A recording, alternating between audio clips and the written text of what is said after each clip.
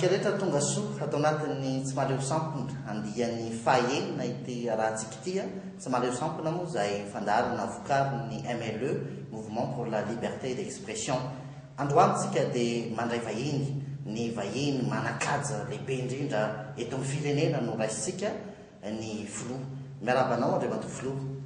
Miaraba anareo izay manaraka hatrany ny fitombitany tenako. Miaraba atsika rehetra izay manaraka an'ity tsy mahaleo sampony ity ny tenako. Tena anisany ary tena anisany zava-dehibe ny nentsovanareo any tenanay ka dia miaraba atsika rehetra ary miaraba ihany koa any ampitan-dranomasina rehetra izay manaraka an'izao fandarana izao. Efa midina any amin'ny 900 ariary hatramin'ny 700 ariary ny vidin'ny 1 kilao zao raha ireo karazam-bary izay mahazatra vidin'ny isa-tokantrano. Raha toka mihoatran'ny 2 ariary zany tany amin'ny 3 volana lasa tany. Nidina teny an-tsena izay omaly ny jeriny zava-misy. Mbola eo anelanela ny 700 sy 2 ariary ny kilaon'ny vary ary 2,500 ka hatramin'ny 7,500 ariary ny kapoaka. Eo amin'ny 2,700 kapoaka 3000. Miakabidy ny vary raha ny aminay any ambanivohitra zao dia efa avo roeniny ny amin'ny fararano teo. Ny tiako holazaina aminareo sy amaliko ny fanontaniana momba ny vary dia izao.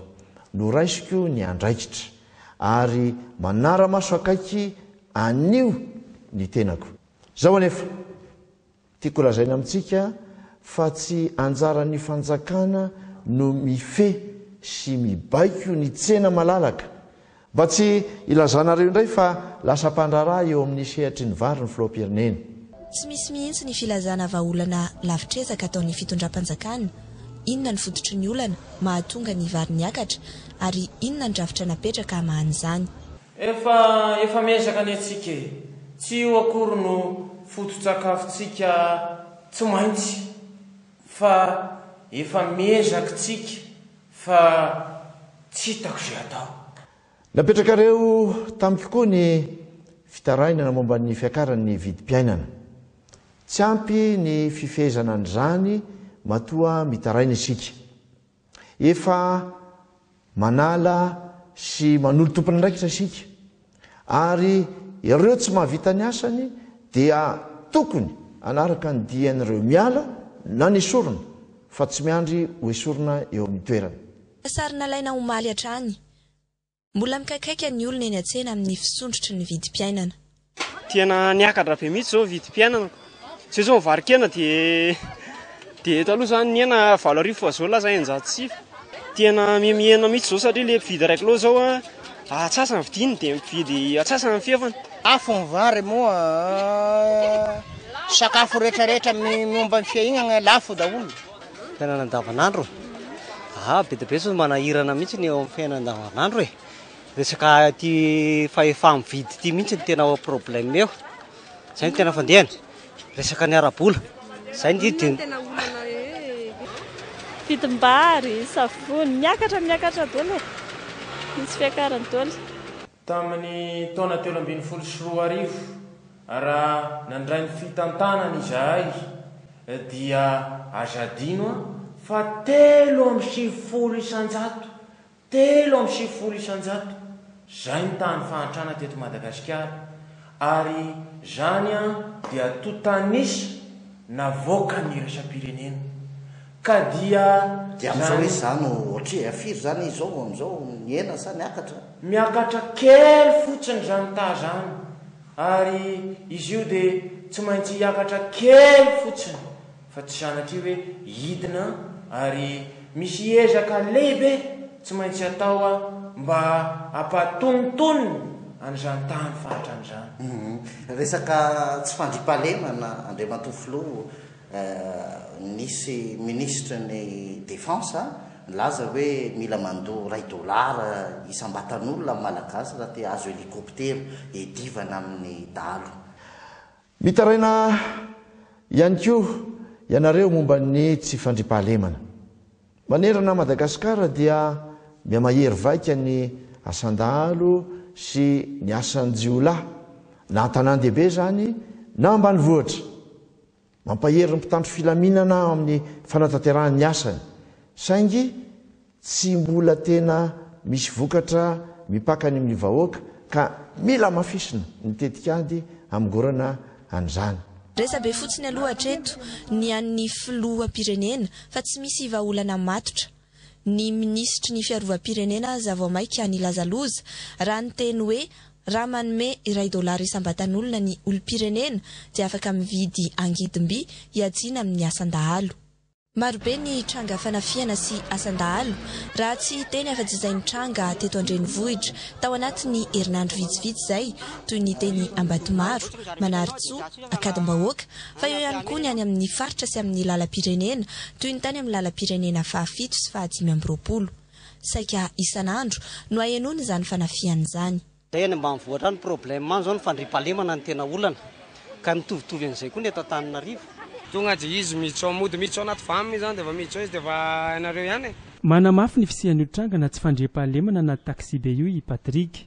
Mpanaramaso ireo fiara miasa anaty zotra 420 mivezivezy eto Andavamamba ny asa ataony isan'andro. Raha manahirana igny eo antena eto ny asa antena isan'andro manjary ananany zalakakay ireo anina dia jerena fotsiny tsy ny tany nalavona. Namono fiarovan-tony efa mivavaka tsara mivoaka ny trano. Ataoko angamba fa tena vahaolana matotra ny nomeny ministre ny défense tamin'ireny ary za tehiteny hoe rehefa tsisy $1 rehefa tsisy an'izany dia azagagy tsika fa dia samy hita sika ary alao hijery atsika fa rehefa tsy manana $1 izy dia ozia hoe aleo hijanona amin'izay le izy zany hoe zay tsy manana $1 dia aleo tafiantalo hoe zany sa inona ny tianao resahana fa tsy mazava dia hiteny aminao fetitra te hilaza aminao hoe izy io dia misy ary tena misy ny ezaka zay atao amin'izao fotoana izao ka rehefa tsisy le $1 dia manino dia zay nilazako hoe tsy maintsy jerena tsy maintsy jerena tsy maintsy jerena satria tsy maintsy mandeha tsikelikely sika satria mbola tsy tonga any anitsika fa mbola mandeha tsikelikely any amin'izany lalan'izany ary tsy ho ela dia ho tonga sika any amin'izany hoe fandriampahalemana maritra izany. Maro aminareo koa no mitaraina momba ny faratsin'ny lalana verimberina ny tokony anamboarana ny lalam-pirenena fa 10 ohatra indrindra fa izay mampitoy anambilibe voemara efa nisy ny fanamboarana natao na dia azo lazainy hoe vonjy-maika ihany azy mba ahafahana mampiasa azy andavanandro io dia efa fanamby izay nataoko ny anamboarana azy io tanteraka ho vita amin'ny goudron ka dia efa miroso amin'izany isika. Mikasika ny fotodrafitrasa pitaterana sy mba tanteraka ny lalam-pirenena toy ny any amin'ny lalam-pirenena faha-5 mampitoy any Toamasina feny Riveste ka hatrany Maroantsetra.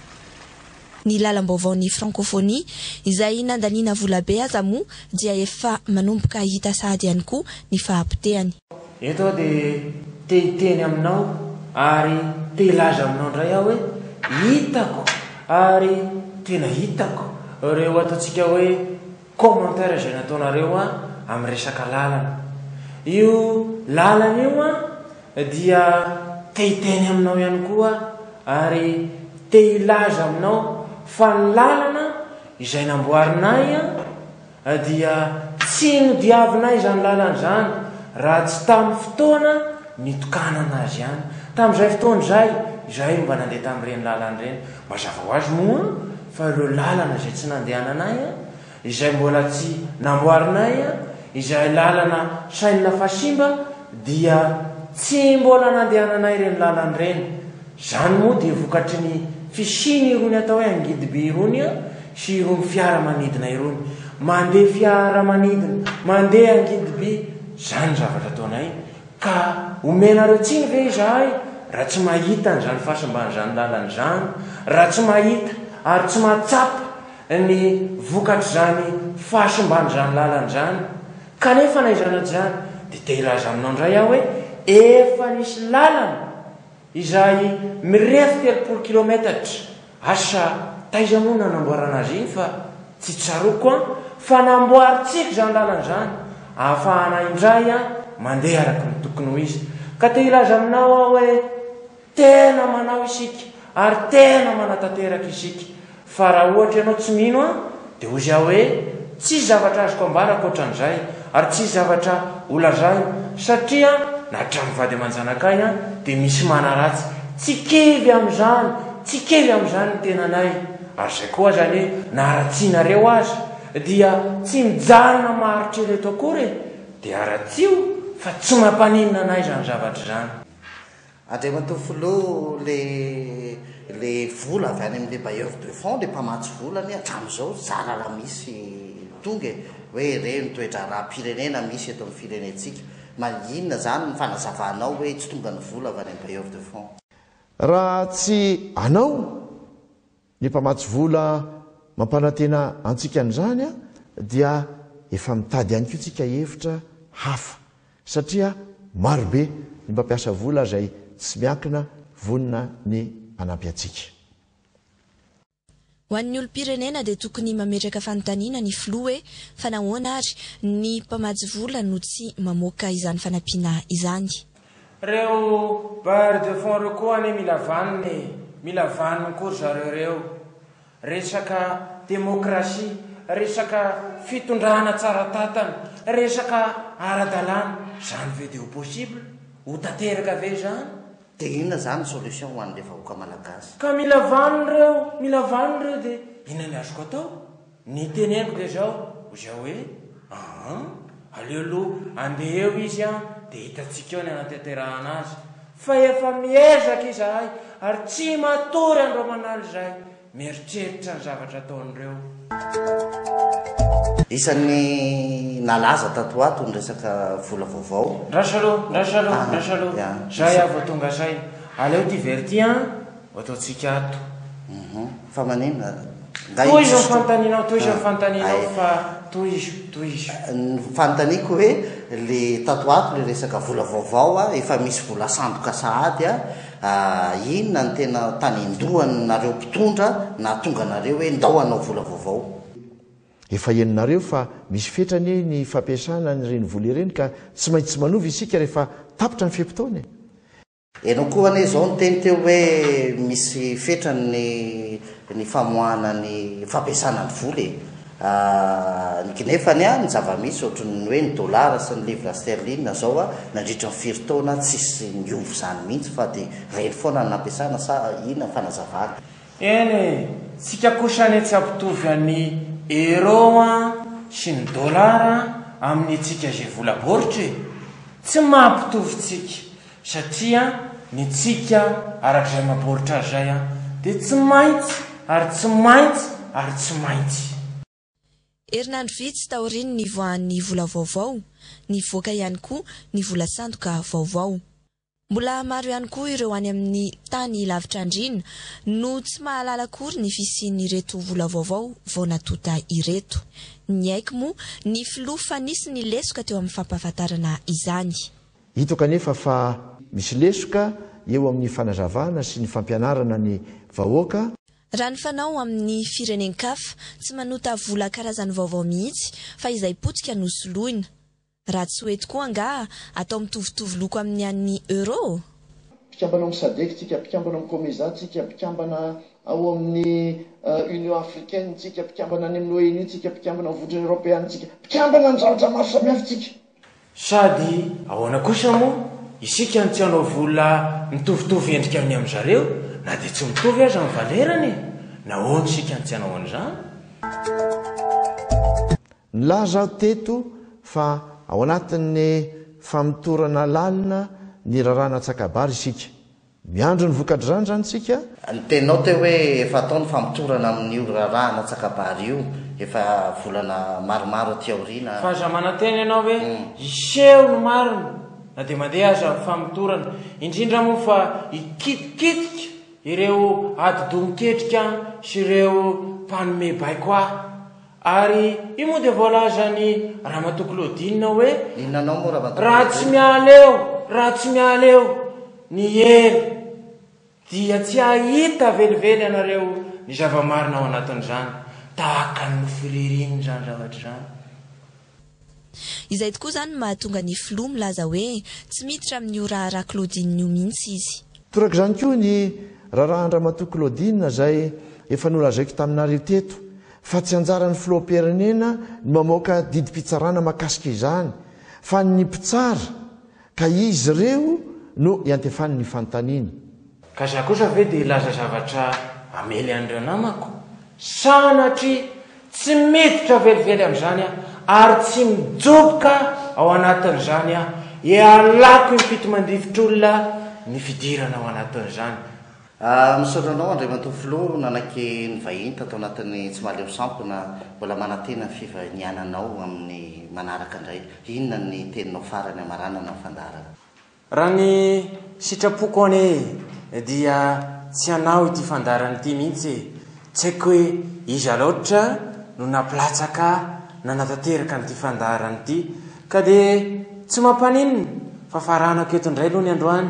Mamerina trany aho fa tompona andraikitra ny olom-pirenena tsiraray eo amin'ny zavatra izay ataony sy eo amin'ny andraikitra izay tanany. Ka dia ho faranakeo aloha ny fotoanantsika androany ka dia mandrapitafa indray.